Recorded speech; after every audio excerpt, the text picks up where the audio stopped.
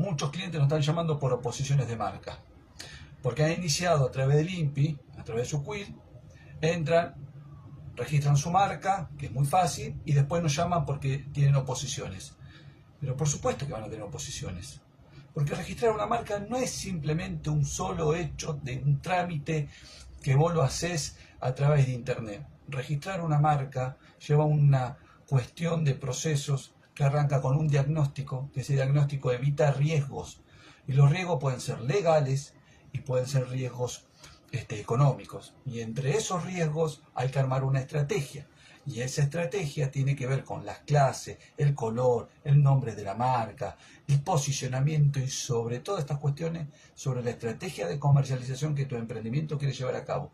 Por eso siempre es importante armar un diagnóstico y una estrategia para proteger mejor tu negocio. Cualquier duda nos puedes consultar acá.